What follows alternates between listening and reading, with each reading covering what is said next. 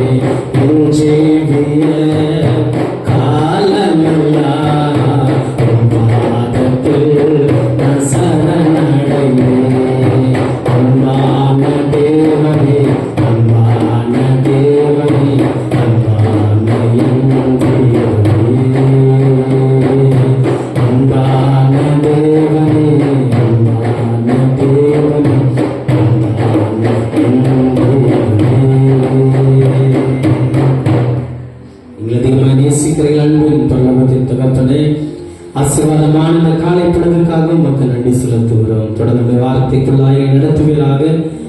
நல்ல கர்த்தர்களோட என்ன பேச சித்தமா இருக்கிற தெளிவாய் கர்த்தர்களோட பேசுவீராக. தொடர்ந்து நாம மகிமை பழக்கம் இயேசுவின் நாமத்தினால ஆமென் ஆமென். மீண்டுமாக ஆண்டவராகிய இயேசு கிறிஸ்துவின் நிதான நல்ல நாமத்தினால உங்களை யாவரையும் இந்த ஞாயிறு வழிபாட்டில விசேஷமாக இந்த ஞாயிறு வழிபாடு மூத்த குடிமக்கள் சிறப்பு வழிபாடாக இந்த நாளில் நாம் நடத்தி கொண்டிருக்கிறோம். மூத்த குடிமக்கள். இன்னைக்கு என்னோட செய்தியின் தலைப்பு என்னன்னு சொல்லி பார்க்கும்போது மூத்த குடிமக்களின் ஞானம், the wisdom of elderly. மூத்த குடிமக்களின் ஞானம் என்கின்ற தலைப்பு கீழாக இன்னைக்கு கர்த்தருடைய வார்த்தையை உங்களோடு நான் பகிர்ந்து கொள்ள ஆசைப்படுகின்றேன். ஒருவேளை இவ்வார்த்தைகள் கடந்த நாட்களிலே நாம் ஒருவேளை கேட்டு வந்திருக்கலாம். சில காரியங்கள் இந்த நாளில் கொஞ்சம் ஆழமாக இந்த வார்த்தைகளோடு நாம் தியானிக்க நாம் கடந்து வந்திருக்கிறோம். நாம் வாழ்கின்ற சமுதாயத்தில் மூத்த குடிமக்களின் உரிமைகள் என்ன? மூத்த குடிமக்கள் யாரு? சீனியர் சிட்டிசன், 60 வயதுக்கு மேல் உள்ளவர்கள். மூத்த குடிமக்களின் சமுதாயத்திலே நாம் வாழ்கின்ற சமுதாயத்தில் இவருடைய உரிமைகள் என்ன? வருகின்ற தலைமுறைக்கு இந்த மூத்த குடிமக்கள் குறித்து சொல்லுகிற செய்தி என்ன?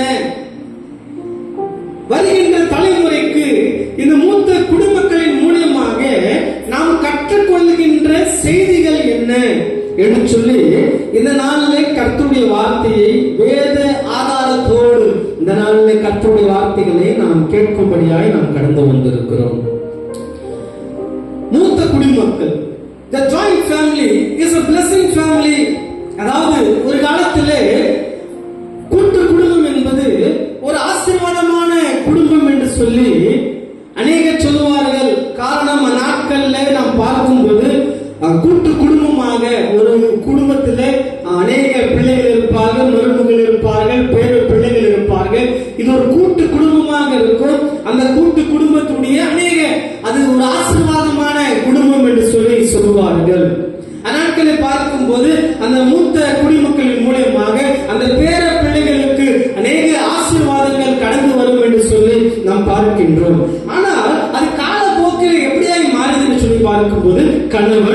மனைவி, பிள்ளைகள் என்று சொல்லி மூவராக மாறிக்கொண்டு போன ஒரு சூழ்நிலை பார்க்கின்றோம். இந்நாட்களில் பார்க்கும்போது கூட்டு குடும்பம் என்பது இன்னைக்கு அநேகருக்கு பிடிக்காத ஒரு காரியமாக மாறிவிட்டு விடுகின்றது. அநேகர் திருமணம் ஆனவுடனே தனியாக இருக்க வேண்டும், பிரிந்து போக வேண்டும், தன் வாழ்க்கை இஷ்டம் போல வாழ வேண்டும் என்று சொல்லி பலவிதமான எண்ணங்களோடு இன்னைக்கு சமுதாயம் மாறிக்கொண்டிருக்கிற ஒரு காரியங்களை நாம் பார்த்துக் கொண்டிருக்கிறோம். இன்னைக்கு கூட்டு குடும்பத்தின் கூடிய அந்த மகத்துவத்தை இழந்து போன ஒரு தலைமுறையாக இந்த நாட்களில் நாம் பார்க்கின்றோம். சில நேரங்களில் this is the positive things about joint family. கூட்டு குடும்பத்திலே ஒருவேளை ஒரு பாசிட்டிவான காரியங்கள் இருக்கும், சில நேரங்களில் அதுவே ஒரு நெகட்டிவாகவும் மாறி போகுகிற ஒரு காரியமாய் காணப்படுகிறது என்று சொல்லி நாம் பார்க்கின்றோம். அந்நாட்களை பார்க்கும்போது கூட்டு குடும்பத்தில் வாழும் பொழுது அதில் இருக்கிற சந்தோஷமே வித்தியாசமானது, அதில் இருக்கிற மகத்துவம் வித்தியாசமானது. காரணம், பல நேரங்களில் சண்டைகள் வரும், பொறாமைகள் வரும், எரிச்சல்கள் வரும். ஆனால் அது சில நேரங்களில் மாறிவிடுவோம். கூட்டு குடும்பத்தில் வாழும் பொழுது ஒரு ஒரு கஷ்டம் என்று சொல்லி வரும் பொழுது எல்லாரும் ஒன்று சேர்ந்து விடுவார்கள். ஒரு சிறிய கஷ்டம் என்று சொல்லும் பொழுது எல்லாரும் கூட துணை நிற்பார்கள். ஆனால் இந்நாட்களை பார்க்கும்போது இப்படிப்பட்ட அந்த கூட்டு குடும்பம், அதாவது இந்த தலைமுறைகள் அப்படிப்பட்ட காரியமே என்னென்று சொல்லி தெரியாத அளவுக்கு இன்னைக்கு சமுதாயத்தில் வாழ்ந்து கொண்டிருக்கிறதை நாம் பார்த்து கொண்டிருக்கிறோம்.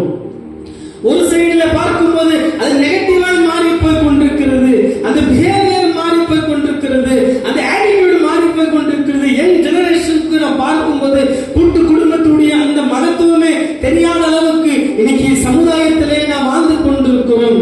இன்னைக்கு மூத்த குடிமக்கள் சொல்லுகிற காரியங்கள் இன்னைக்கு இளைய தலைமுறைக்கு பிடிக்காமல் போய் கொண்டிருக்கிறது. இன்னைக்கு தாத்தா பாட்டி சொல்ற காரியம் யாருக்கு பிடிக்கல, நீங்க பேர பேத்திகளுக்கு என்ன செய்யல, பிடிக்க மாட்டேது. பல நேரங்களில் பார்க்கும்போது அவங்க நெக்லெக்ட் பண்ணுகிறோம், அவங்க சொல்லுகிற வார்த்தையை நாம் ஏனோனம் என்று சொல்லி எண்ணுகின்றோம். ஆனா சில நேரங்களில் அது நெகட்டிவாகவும் காணப்படுது. கூட்டு குடும்பம் என்பது அது பாசிட்டிவாகவும் காணப்படுகின்றது. ஏசியன் கல்ச்சர், அதாவது ஆசியா கண்டத்திலே நாம் பார்க்கும்போது இஷா என்கின்ற ஒரு சகோதரி இப்படியாவது தன்னுடைய புஸ்தகத்தில் எழுதுறாங்க. என்ன எழுதுறாங்கன்னா, coming from an Asian culture, I was always taught respect my elders to be the better listening or talker. அதாவது அவங்க என்ன சொல்றாங்கன்னா, அந்த இஷா என்கின்ற சகோதரி வயது முதியவர்களை மரியாதை செலுத்த வேண்டும் என்று எங்களுக்கு கற்றுக் கொடுப்பார்கள்.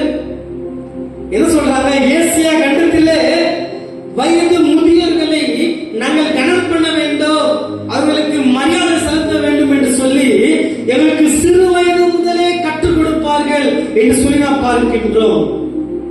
இன்னொரு காரியம் சொல்லப்பட்டிருக்கிறது, children had never been very good at listening to the elder, but they have never felt imitate them.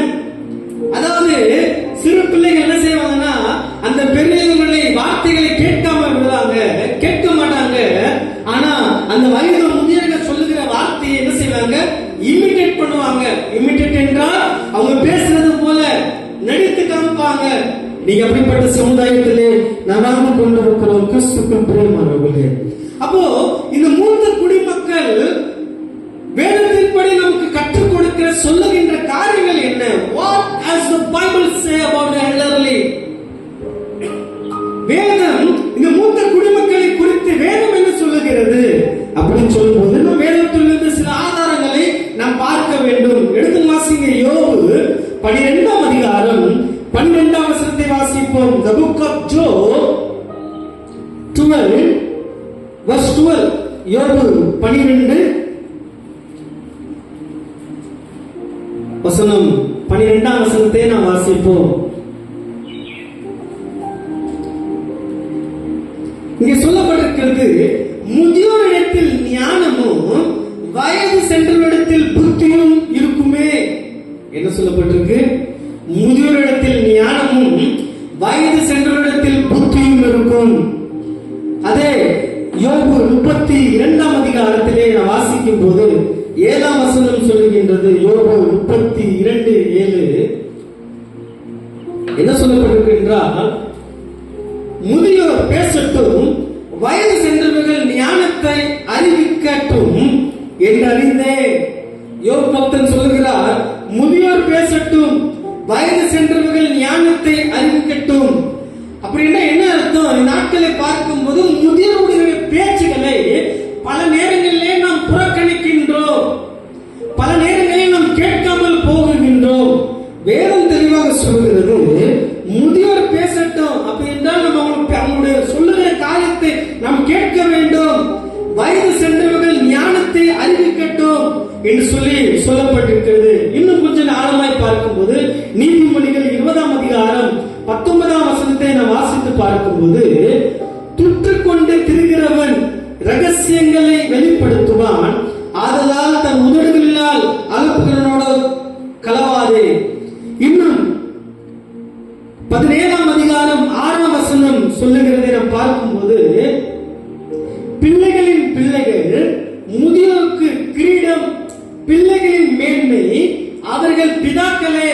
வேதம் தெளிவாக சொல்லுகிறது, பிள்ளைகளின் பிள்ளைகள் முதியோருக்கு கிரீடம். அப்ப நம்ம பேர பிள்ளைகள் முதியோருக்கு எப்படிதான் இருக்கிறாங்க? கிரீடமா இருக்கிறார்கள் என்று சொல்லி சொல்லப்பட்டிருக்கிறதை நாம் பார்க்கின்றோம்.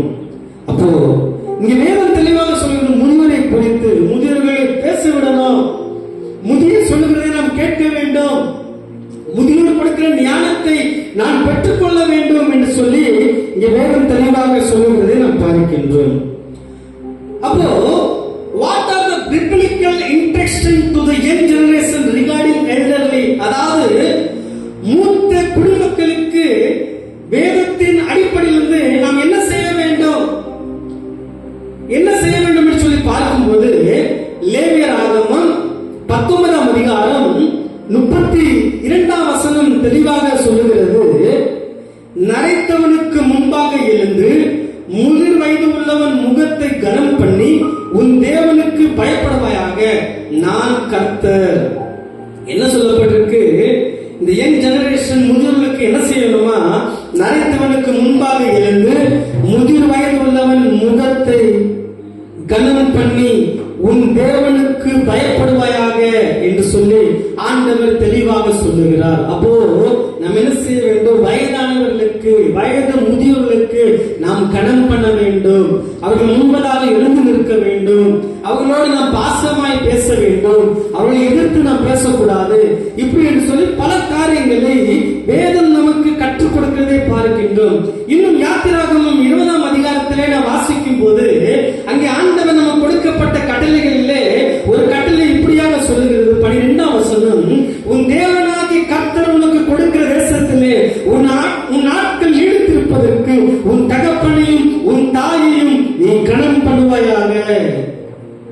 இன்னைக்கு இந்த பூமியில எனக்கு குறிக்கப்பட்ட நாட்களுக்கு, இந்த பூமியில என் ஆயுசு நாட்கள் நீடிப்பதற்கு என் தாயும் என் தகப்பனையும் கனம் பண்ண வேண்டும் என்று சொல்லி ஆண்டவர் சொல்லுகிறதை நாம் பார்க்கின்றோம். அப்ப மூத்த குடிமக்களுக்கு நான் என்ன செய்யணும்?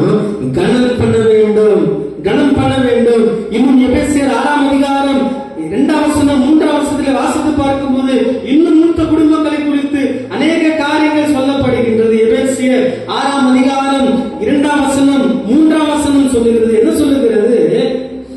உனக்கு நன்மை உண்டாயிருப்பதற்கு, பூமியில உன் வாழ்நாள் நீடித்திருப்பதற்கு உன் தகப்பனையும் உன் தாயும் கனம் பண்ணுவாயாக என்பது வாக்குத்தத்தம் உள்ள முதலாம் கற்பனையாய் இருக்கிறது.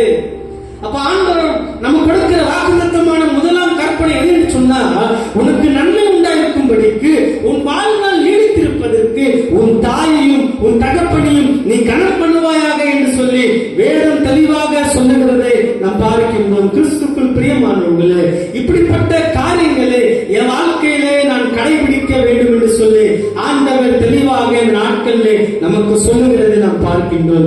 இன்னும் 1 தீமோத்தேயு 5ஆம் அதிகாரம் 4ஆம் வசனம் சொல்லுகிறது, விதவையானவர்களுக்கு பிள்ளைகளாவது பேத்திகளாவது இருந்தால் இவர்கள் முதலாவது தங்கள் சொந்த குடும்பத்தை தேவ பக்தியாய் விசாரித்து பெற்றோர் செய்த நன்மைகளுக்கு பதில் நன்மைகளை செய்ய கற்றுக்கொள்ள கடவர்கள். அது நன்மையும் தேவனுக்கு முன்பாக பிரியமாயிருக்கிறது. பெற்றோர்கள் செய்தது போலவே பிள்ளைகளுக்கு நாம் கற்றுக் கொடுக்க வேண்டும். நன்மையான காரியங்களை, நன்மையான இகபர நன்மைகளை நாம் நம்முடைய பிள்ளைகளுக்கு நாம் கற்றுக் கொடுக்க வேண்டும் என்று சொல்லி ஆண்டவருடைய வார்த்தை தெளிவாக நம்மோடு சொல்லுகிறது. அப்போ என்ன சொல்லப்படுகிறது? ஆண்டவர் சொல்லுகிறார், குடிமக்களுக்கு, இளைய தலைமுறை, யங்கர் ஜெனரேஷன், நாம் செய்ய வேண்டிய காரியங்கள் வேத அடிப்படையின் மூலமாக அவர்கள் கனப்பட வேண்டும், அவர்கள் கீழ்ப்படிய வேண்டும், அவர்கள் சொல்லுகிறதை நாம் கேட்க வேண்டும், 4 பேருக்கு முன்பதாக அவர்களுக்கு மரியாதை கொடுக்க வேண்டும். இப்படிப்பட்ட காரியங்களை வேத ஆதாரத்தோடு நமக்கு சொல்லுகிறது நாம் பார்க்கணும். உதாரணமாக பார்க்கும்போது ஏபிஜே அப்துல் கலாமுடைய வாழ்க்கையை நாம் பார்க்கும்போது, ஒரு நாள் இரவு நேரத்தில் தன்னுடைய ஏபிஜே அப்துல் கலாம் தன்னுடைய தகப்பனார் கலாமோடு டைனிங் டேபிள் உட்கார்ந்து போஜனம் செய்து கொண்டிருக்கும் பொழுது அவங்க அம்மா என்ன செஞ்சாங்க, கிச்சன்ல இருந்து அப்துல் கலாமுடைய அம்மா தாயார் கிச்சன்ல இருந்து ஒரு தோசை கொண்டு வந்து கலாமுக்கு வைத்தார்கள். அந்த தோசை கருகி போன ஒரு தோசையாய் இருந்தது. அப்பொழுது ஏபிஜே அப்துல் கலாமுடைய தகப்பனார் அதை எதுவுமே சொல்லாம தோசையை கரிந்து போன தோசையை சாப்பிட்டு கொண்டிருந்தார். அப்போ அப்துல் கலாம் கேட்டார், நீங்க கரிந்து போன தோசை சாப்பிடுறீங்களா, அம்மா எதுவும் கேட்க மாட்டீங்களா, அவங்க ஏன் அப்படி செய்யறாங்க சொல்லி அப்படி சொல்லும் பொழுது கலாம் சொல்லுகிறார், அவங்க தகப்பனார் சொல்லுகிறார், நாம் காலையில் எழுந்து விடுகிறோம், நம்முடைய அம்மாவை எழுந்து விடுறாங்க, காலையில அவங்க சமைக்கிறாங்க, வீடு சுத்தம் பண்றாங்க, காலையில் நம்ம டிஃபன் செய்யணும், நம்மளுக்கு ஆபீஸ்க்கு அனுப்பி விடுறாங்க, ஸ்கூலுக்கு அனுப்பி விடுறாங்க, நம்ம போன பிறகு அவங்க வீட்டு வேலையெல்லாம் முடித்து விட்டு அவங்களும் வேலைக்கு போறாங்க, நம்மளை போல ஈவினிங் வருகிறோம், நாம் சில நேரங்களில் ஓய்வு எடுக்கின்றோம், ஆனா அவங்க ஓய்வு இல்லாம மறுபடியும் வீட்டு வேலை செய்துக்கிட்டு எல்லாமே அவங்க செய்யறாங்க, வாழ்க்கையை நமக்கு என்ன அர்ப்பணிக்கிறார்கள். ஒருவேளை கரிஞ்ச தோசையை நான் சாப்பிடாம அவங்க திட்டினா மனது காயப்படும். இந்த கரஞ்சி தோசை மூலமா சாப்பிட்டா அவங்களுக்குள்ள ஒரு நிம்மதி கிடைக்குமே, சமாதானம் கிடைக்குமே சொல்லி கலாம் அமைதியாக இருந்து தன்னுடைய மகனுக்கு இப்படியாக காரியத்தை சொன்னார். அப்போ கலாம் தன்னுடைய புஸ்தகத்தில் இப்படியாக எழுதினார், உன்னதமான அனுபவம் கற்றுக்கொண்டார் என்று சொல்லி தன்னுடைய புஸ்தகத்திலே எழுதினார். உன்னதமான அனுபவத்தை என்னுடைய தகப்பனார் மூலமாய் நான் கற்றுக்கொண்டேன் என்று சொல்லி தன்னுடைய புஸ்தகத்திலே இப்படியாக ஏபிஜே அப்துல் கலாம் தன்னுடைய வாழ்க்கையிலே காரியத்தை எழுதினார் என்று சொல்லி நாம் பார்க்கின்றோம். கிறிஸ்துவுக்குள் பிரியமானவர்களே, இன்னைக்கு நம்முடைய வாழ்க்கையில் கூட இன்னைக்கு மற்றவர்களை காயப்படுத்துற அளவுக்கு நம்ம வாழ்க்கை இல்லாதபடிக்கு சில நேரங்களில் நம்ம சில காரியங்களை ஏற்றுக்கொண்டு நம்ம வாழ்க்கை நடத்தும் பொழுது ஆண்டவர் அந்த காரியங்களை நேர்த்தியாய் நடத்த அவர் வல்லவராய் இருக்கிறார். அப்போ திருமறை வயது முதிர்வுகளை குறித்து பல காரியங்களை சொல்லுகிறதை நாம் பார்க்கின்றோம். அவர்களுக்கு ஆராதனையில முக்கியத்துவத்தை கொடுக்க வேண்டும், சபையில முக்கியத்துவம் கொடுக்க வேண்டும், சமுதாயத்திலே முக்கியத்துவம் கொடுக்க வேண்டும். இன்னைக்கு பல காரியங்களிலே குடும்பத்துக்குள்ளே முக்கியத்துவத்தை கொடுக்க வேண்டும் என்று சொல்லி பல காரியங்களை நாம் பேசிக்கொண்டே போகலாம். அப்போ வேதத்தில் பார்க்கும்போது சங்கீதம் 78 இன்னைக்கு நாம் மாறி வாசித்த சங்கீதத்தில் பார்க்கும்போது குடும்பத்தில் முதியோருக்கு சிறப்பான இடத்தை திருமண கொடுக்கின்றதை நாம் கற்றுக் கொடுக்கிற ஒரு காரியம், ஒரு பொறுப்பை குறித்து நாம் பார்க்கின்றோம். ஒரு வார்த்தை இப்படியாக சொல்லப்பட்டிருக்கிறது, parents they did not leave you when you were young, so don't leave them when they are old. அதாவது இன்னைக்கு பெற்றோர்கள் நம் சிறு குழந்தையா இருக்கும்போது நம்மை விட்டு பிரிந்து போக மாட்டாங்க, நம்மை கைவிடுவதில்ல. ஆனால் வயது சென்ற பிறகு நாம் சில நேரங்களில் பெற்றோர்களை கைவிடுகின்றோம். நீங்க அநேக குடும்பங்களை பார்க்கும்போது சிறு பிள்ளைகளிலிருந்து நம்முடைய பிள்ளைகள் நன்றாக வளர்க்கின்றோம், நன்றாக படிக்க வைக்கின்றோம், சமுதாயத்தை நல்ல ஒரு அந்தஸ்தில் கொண்டு போகின்றோம். ஆனால் திருமணம் ஆன பிறகோ இல்ல வயது சென்ற பிறகோ அவர்கள் நம்மை விட்டு விலகி போகுகிற ஒரு சூழ்நிலை காணப்படுகின்றது. ஆனா வேதம் சொல்கிறது அப்படிப்பட்ட காரியத்தை செய்யக்கூடாதா, நான் செய்யக்கூடாது என்று சொல்லி பைபிள் நமக்கு வார்னிங் கொடுக்கின்றது. நீங்க வசனத்தை நோட் பண்ணிக்கீங்க. நீதிமொழிகள் 19ஆம் அதிகாரம் 26ஆம் வசனம், ஏசாயா 45:10ஆம் வசனம், நீதிமொழிகள் 23:22ஆம் வசனம். இன்னும் பார்க்கும்போது லேவியராகமம் 19ஆம் அதிகாரம் 32ஆம் வசனம், யோபு 32:7, நீதிமொழிகள் 20:20, நீதிமொழிகள் 28:24. இது எல்லாம் பார்க்கும்போது மூத்த குடிமக்களுக்கு நாம் செலுத்த வேண்டிய மரியாதையை செலுத்த வேண்டும், அவர் கொடுக்க வேண்டிய கவனத்தை நாம் கொடுக்க வேண்டும். இன்னைக்கு இளைய தலைமுறைக்கு ஆண்டவர் மிகப்பெரிய வசனங்களின் மூலமாக பலவிதமான எச்சரிப்பை ஆண்டவர் நமக்கு கொடுத்திருக்கிறதை நாம் பார்க்கின்றோம். கிறிஸ்துவுக்குள் பிரியமானவர்களே, அப்போ நம்முடைய வாழ்க்கையை மூத்த குடிமக்களுக்கு மிகப்பெரிய ஒரு இடத்தை ஆண்டவர் கொடுக்கும்படியாக இந்த நாளில் நம்மோடு பேசிக் கொண்டிருக்கிறார். திருமறையிலே தகப்பனுக்குரிய மரியாதை கொடுத்த ஒரு மகனை குறித்து நாம் பார்ப்போம் என்றால் நம்முடைய வேதாகமத்தை திருப்பி வைத்துக் கொள்ளவும். ஆதியாகமம் 46ஆம் அதிகாரத்தை நம்முடைய வேதாகமத்தை திருப்பி வைத்துக் கொள்வோம். 46ஆம் அதிகாரம் ஆதியாகமம் 46ல நான் வாசித்து பார்க்கும்போது, திருமறையில் தகப்பனுக்குரிய மரியாதை கொடுக்க ஒரு மகனை குறித்து நாம் பார்ப்போம் என்றால், யோசேப்பு என்கின்ற மகனை குறித்து நாம் பார்க்கின்றோம். யோசேப்பு தன்னுடைய எல்லா சூழ்நிலையிலும் தன்னுடைய தகப்பனாருக்கு மரியாதையை கொடுத்தான் என்று சொல்லி நாம் பார்க்கின்றோம். நான் சொல்லுகிற வசனத்தை வாசிங்க. முதலாம் காரியம், யோசேப்பு தன்னுடைய தகப்பனாருக்கு கொடுத்த மரியாதை என்னன்னு சொல்லி பார்க்கும்போது 29ஆம் வசனத்தை வாசிப்போம். 46ல 29 வாசிங்க.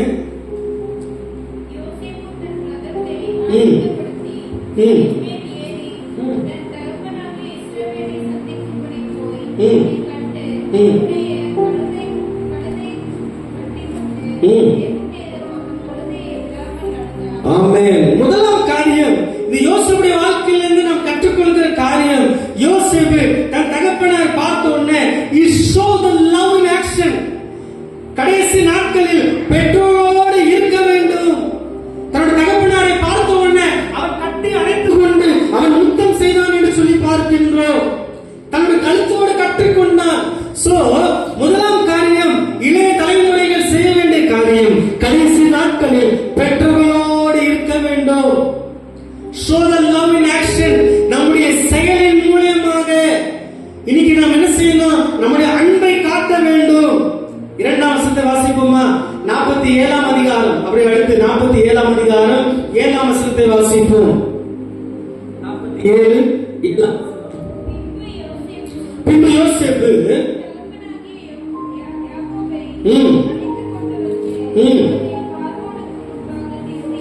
ஆமென்.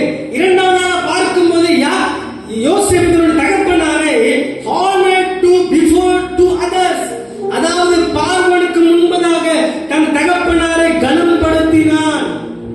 இரண்டாவது, நீ அநேகர் பார்க்கின்றோம், என்னுடைய அப்பா அம்மாவை நான் யாருக்கு முன்பதாக காட்டக்கூடாது, என் அப்பா அம்மாவை யார் முன்பதாக அறிமுகம் செய்யக்கூடாது. நீ பல நேரங்களில் தன் தாய் தகப்பனுடைய பெயரை சொல்வதற்கோ இன்னைக்கு கூச்சப்படுகின்ற சமுதாயத்துக்குள்ளாக வாழ்ந்து கொண்டிருக்கிறோம்.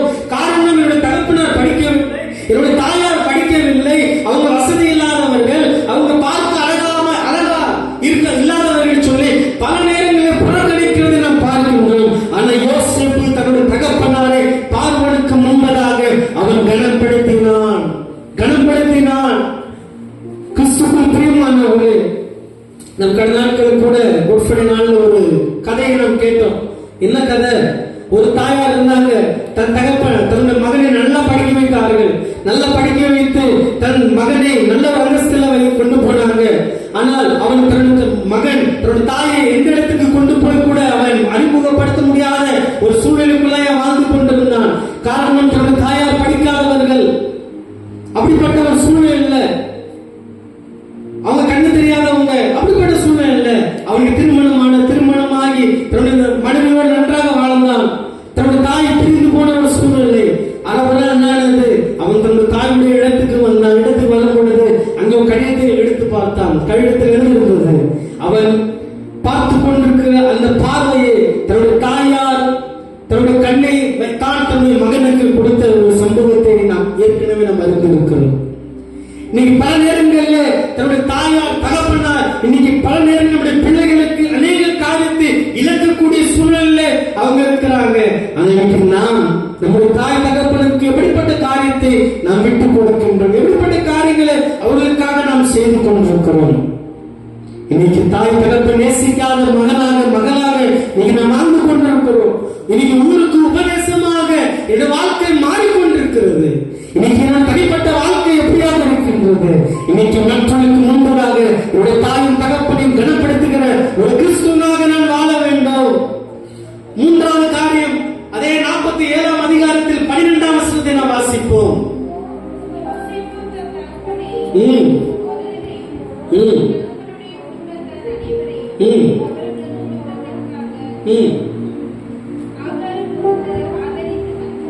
ஆமென். இங்கே யோசேப்புடைய வாழ்க்கையை பார்க்கும்போது யோசேப்பு தன்னுடைய சகோதரன் மூலமாக அவன் புறக்கணிக்கப்பட்டான், அவன் கொல்ல முயற்சி செய்யப்பட்டான், குழியில் தள்ளிவிடப்பட்டான். ஆனா ஒரு சூழ்நிலை வந்தது, அவன் தன்னுடைய சகோதரனையும் தன்னுடைய தகப்பனையும் அவன்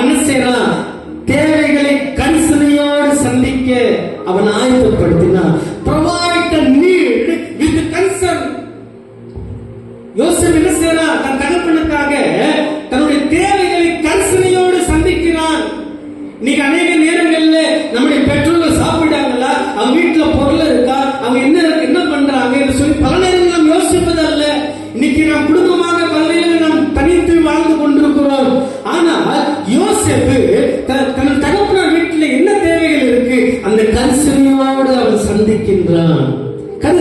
சந்திக்கின்றான். நான்காவது காரியம், அதே 47ஆம் அதிகாரத்தில் 29ஆம் வசனத்தை வாசிப்போம்.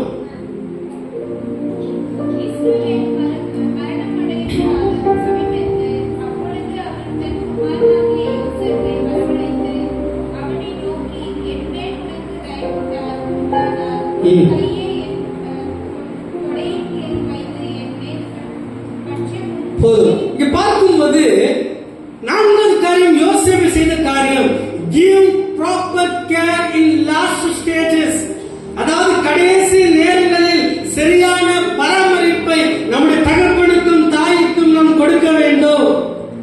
கடைசி நாட்களிலே நம்முடைய தாய் தகப்பனுக்கு சரியான ஒரு பராமரிப்பை நாம் கொடுக்க வேண்டும்.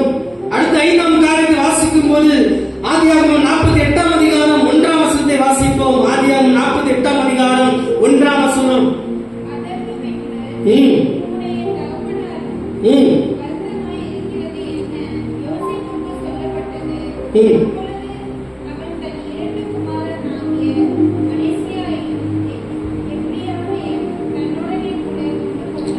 ஆமென். பார்க்கும் பொழுது 5ஆவது காரியம், இந்த young generation to respect to elders. இங்க பார்க்கும்போது தன்னுடைய யோசேப்பு 2 பிள்ளைகளும் தன் தகப்பனிடத்துக்கு கொண்டு போகிறான். நீங்க பல நேரங்களில் பார்க்கும்போது குடும்பத்தில் பிரச்சனை இருந்தா நம்முடைய பேர பிள்ளைகளை அதாவது தாத்தா பாட்டிகளை பேச வைப்பதல்ல. இன்னைக்கு பல அப்படி குடும்பத்தில் இன்னைக்கு அண்ணா யோசேப்பு அவன் என்ன செய்யறான், இந்த young generation to respect to elders, மூத்த குடும்பங்களுக்கு ஒரு அவங்களோடு இருக்க வேண்டும், கடைசி நாட்களை பேச வேண்டும் என்று சொல்லி அப்படிப்பட்ட காரியங்களை அவர் கற்றுக் கொடுக்கிறது நாம் பார்க்கின்றோம். கடைசி 6ஆம் காரியம் என்று சொல்லி பார்க்கும்போது 48ஆம் அதிகாரம் 13ஆம் வசனத்தை வாசிப்போம். 13ஆம் வசனம்.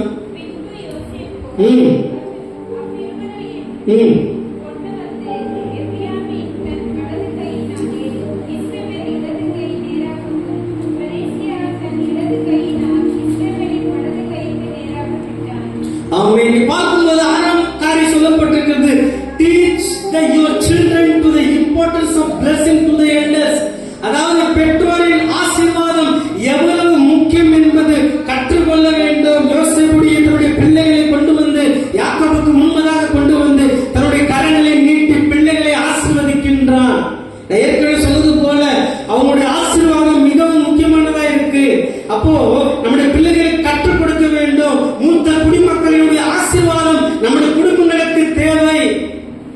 தன்னுடைய பிள்ளைகளை கடைசி 7வது காரியத்தை வாசிக்கும் பொழுது 49ஆம் அதிகாரம் 33லிருந்து 50 வசனங்களை வாசித்து பார்க்கும் போது fulfill the last desire, கடைசி ஆசையை நிறைவேற்ற வேண்டும். கடைசி ஆசையை நிறைவேற்ற வேண்டும். இன்னைக்கு அநேக மூத்த குடிமக்கள் தாத்தா பாட்டி கடைசி ஆசை என்ன எதிர்பார்ப்பாங்கன்னா, நீ கடைசி நாட்களில் என் பிள்ளை, என் மகன், என் மருமகன், என் பேர பிள்ளைகள் எங்களோட இருக்க வேண்டும், எங்களோட வாழ வேண்டும், எங்களோட சந்தோஷமா இருக்க வேண்டும் என்று சொல்லி இன்னைக்கு பல குடும்பங்களிலே நினைத்து பார்க்கிற ஒரு காரியமாக இருக்கின்றது. கிறிஸ்துவுக்குள் பிரியமானவர்களே, இப்படிப்பட்ட காரியத்தை இன்னைக்கு நாம் சில நேரத்தில் இழந்து போகின்றோம். இன்னைக்கு நான் விதைக்கின்ற விதைதான் நாளைக்கு என்னுடைய குடும்பத்திலே அது மரமாக செடியாக மாறுகின்றது. இன்னைக்கு நான் எதை விதைக்கிறேனோ அதை தான் நாளைக்கு நானும் அறுக்க போகின்றேன். இன்னைக்கு என்னுடைய பெற்றோர் தாய் தகப்பனுக்கு நான் எதை விதைக்கிறேனோ அதுதான் நாளைக்கு என்னுடைய பிள்ளைகள் எனக்கு விதைக்கின்ற ஒரு விதையாக மாறுகின்றது. சோ நான் வாழும் பொழுது இன்னைக்கு மூத்த குடிமக்களுடைய ஆசீர்வாதத்தை என் வாழ்க்கையில நான் பெற்றுக் கொள்கிற ஒரு கிறிஸ்துவனாய் நான் வாழ வேண்டும். நீங்க நான் வாழும் பொழுது நீங்க ஆண்டவர் விரும்புகிற வாழ்க்கையை இன்னைக்கு நீங்கள் நானும் வாழ வேண்டும். அப்போது மூத்த குடிமக்கள் இளைய தலைமுறைக்கு கற்றுக் கொடுக்கிற செய்திகள் என்ன, இளைய தலைமுறைக்கு கற்றுக் கொடுக்கிற செய்திகள் என்ன சொல்லி பார்க்கும்போது நாம் வாசிக்க கேட்டதான அப்போஸ்தலர் நடவடிக்கைகள் புஸ்தகம் 5ஆம் அதிகாரம் 29 முதல் 42 வசனங்களை வாசிக்கும் பொழுது இங்க ஒரு மனிதனை குறித்து பார்க்கின்றோம். யார் அந்த மனிதன்? கமாலியல் என்று சொல்லி பார்க்கின்றோம். he is God reward என்று சொல்லி பார்க்கின்றோம். அப்போஸ்தலர் நடவடிக்கைகள் புஸ்தகத்தை இன்ட்ரோடியூஸ் பண்ணவரே இவர்தான் சொல்லி பார்க்கின்றோம். இந்த கமாலியலை குறித்து பார்க்கும்போது இவர் ஒரு பரிசு பரிசேயர் சொல்லி பார்க்கின்றோம். அதாவது the Jews உடைய லாவுடைய டாக்டரேட், அதாவது தோரா, பைபிள்ல பழைய ஏற்பாட்டில் 5 புத்தகத்தை பார்க்கின்றோம். ஆதியாகமம், யாத்திராகமம், என்னாகமம், லேவியராகமம், உபாகமம், இந்த 5 புத்தகத்துடைய அதாவது டாக்டரேட், அப்படிப்பட்ட ஒரு வேத ஆசிரியர் சொல்லி பார்க்கின்றோம். சங்கத்துடைய ஒரு அத்தாரிட்டி லீடர் என்று சொல்லி பார்க்கின்றோம். இன்னும் பார்க்கும்போது the honored by all the people was and Paul respected teacher, அதாவது அப்போஸ்தலனாகிய பவுலுடைய வாழ்க்கையை பார்க்கும்போது பவுலே கமாலியலிடத்திலே பட்டம் படித்து அவன் தேர்வு பெற்ற ஒரு மனிதனாய் காணப்படுகிறான். அப்படிப்பட்ட இந்த கமாலியல் he was the famous என்கின்ற சொல்லி நாம் பார்க்கின்றோம். அப்போ இதை பார்க்கும்போது ஒரு குடும்பத்தில் ஒரு கதை இப்படியாக சொல்லப்படுகிறது. ஒரு குடும்பத்தில் ஒரு கணவன் மனைவி இருந்தாங்க, மாமனார் மாமியார் இருந்தாங்க. நல்ல குடும்பம் திருமணமாகி கணவன் மனைவி நன்றாக வாழ்ந்து கொண்டிருந்த ஒரு சூழ்நிலை. திருமணமாகி ஒரு வருடம் கடந்து போனது.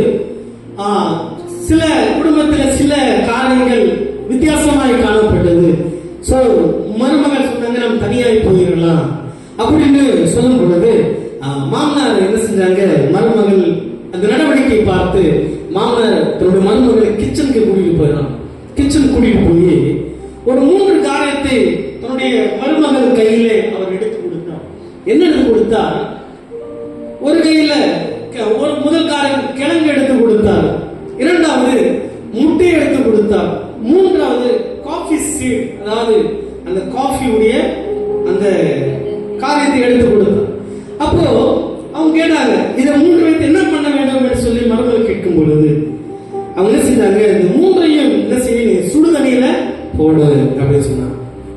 கிழங்கு போட்டாங்க. கிழங்கு எப்படியா இருந்துச்சு? சுடுதண்ணில போடுவதற்கு முன்பதாக ஹார்டா இருந்துச்சு. சுடுதண்ணில போட்ட உடனே எப்படியா மாறிச்சு? சாஃப்டா மாறிச்சு. முட்டை எப்படியா இருந்துச்சு? லிக்விடா இருந்துச்சு, தண்ணியா இருந்துச்சு. சுடுதண்ணில போட்ட உடனே அது ஹார்டாய் மாறினது. காஃபி சீட் எப்படியா இருந்துச்சு? ரொம்ப கட்டியாக இருந்தது. அதே சுடுதண்ணில போட்ட உடனே எப்படியா இருந்துச்சு?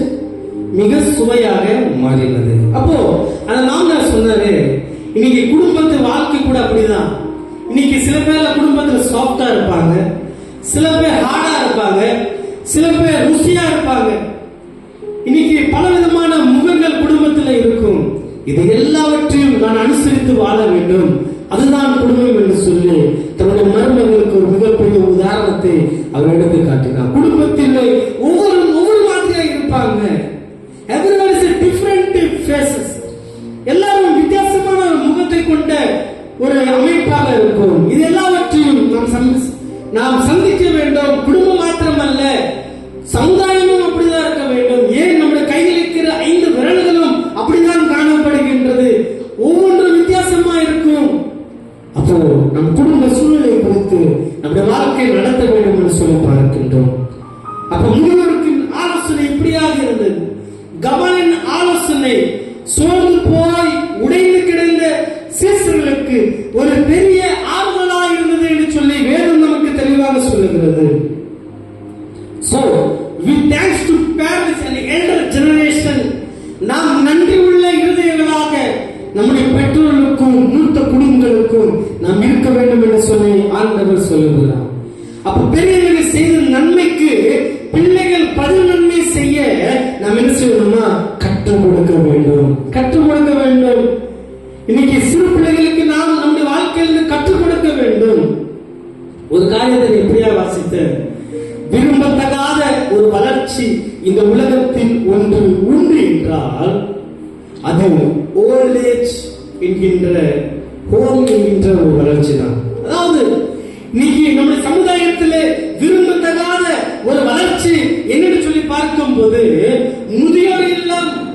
இன்னைக்கு தமிழ்நாட்டிலேயோ இன்னைக்கு பல மாவட்ட தேசங்களில் பார்க்கும் போது இன்னைக்கு முதியோர் இல்லங்கள் அதிகமாய் காணப்படுகிறது. அதனுடைய வளர்ச்சி மிகவும் அதிகமா இருக்கிறது. இன்னைக்கு விரும்பப்படாத தகாத ஒரு வளர்ச்சி இந்த உலகத்தில் உண்டு என்றால் அதுதான் முதியோர் இல்லம். கிறிஸ்துக்குள் பிரியமானவர்களே, இன்னைக்கு முதியோர் இல்லம் எங்கிருந்து ஆரம்பிக்கிறது என்றால் என்னுடைய வீடுகளிலிருந்து ஆரம்பிக்கின்றது. Now in Christianity, many are parents in old age home. நீ கிறிஸ்துவத்திலே பார்க்கும்போது இன்னைக்கு கிறிஸ்துவத்துல தான் அதிகமான இன்னைக்கு முதியோர் இல்லத்தை நாம் பார்க்கின்றோம். இன்னைக்கு அதிகமான கிறிஸ்துவர்கள் தான் இந்த முதியோர் இல்லத்தை நிறுவனம் செய்கிறார்கள்.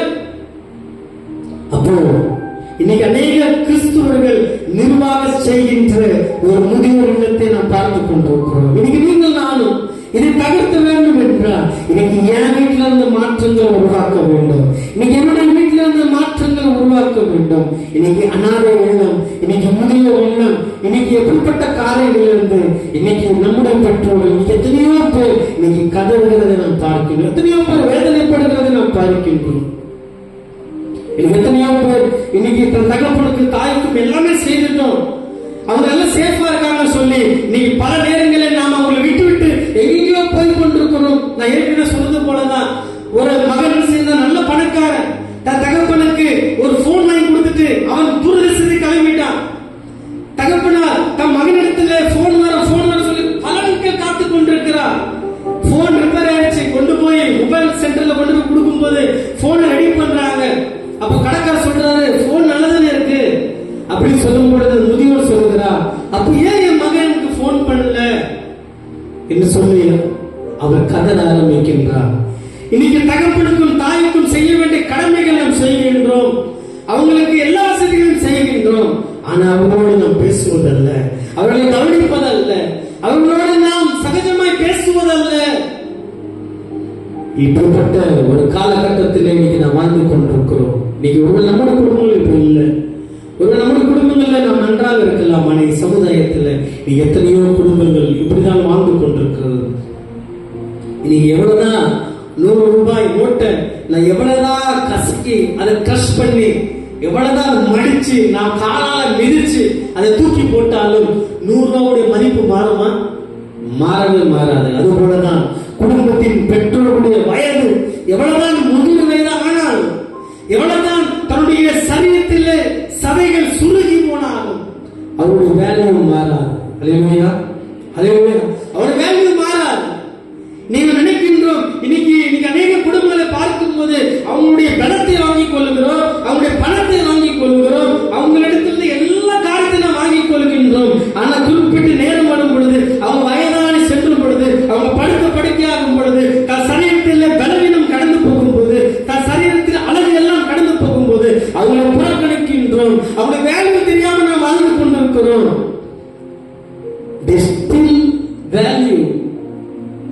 அவங்க 100 நோட்டை போல எவ்வளவுதான் கசங்கி போனாலும் தன் சரீரத்தில் தன் சதைகள் சுருகி போனாலும் அவங்க வேல்யூ மாறாது. அப்படிதான் இன்னைக்கு நம்ம வாழ்க்கையும் கூட. இன்னைக்கு அவங்க மாத்திரமல்ல, நாளைக்கு நாம் அந்த நிலைமைக்கு தான் சொல்ல போகின்றோம். இன்னைக்கு இந்த பூமியில நான் எதை விதைக்கின்றோமோ நாளைக்கு நம்மளும் அதுதான் அறுக்க போகின்றோம். நாளைக்கு நம்மளும் அதை தான் அறுக்க போகின்றோம். மூத்த குடிமக்களின் ஞானத்தை ஒருபோதும் நாம் புறக்கணிக்க கூடாது. மூத்த குடிமக்களின் ஞானத்தை ஒருபோதும் நாம் புறக்கணிக்க கூடாது. கிறிஸ்துக்குள் பிரியமானவர்களே, இன்னைக்கு நாம் கற்றுக்கொள்கிற காரியம் மூத்த குடிமக்களுக்கு இன்னைக்கு நாம் செய்ய வேண்டிய காரியங்களை இன்னைக்கு அந்த கற்றுக் கொடுக்கிற ஒவ்வொரு காரியத்தை நேர்த்தியாக கைக்கொண்டு இன்னைக்கு இந்த பூமியிலே என்னுடைய ஆயுசுக்கு நீடித்து விட்டதற்கு என்னுடைய தாயையும் என்னுடைய தகப்பனையும் நான் கணம் பண்ண வேண்டும். என்னுடைய தாயும் தகப்பனையும் நான் கணம் பண்ண வேண்டும். கர்த்தர் இந்த வார்த்தைகளை நமக்கென்று, நம்முடைய குடும்பத்திற்கு, நம்ம பிள்ளைகளுக்கென்று ஆசீர்வாதமாய் மாற்றுவாராக. ஆமென்.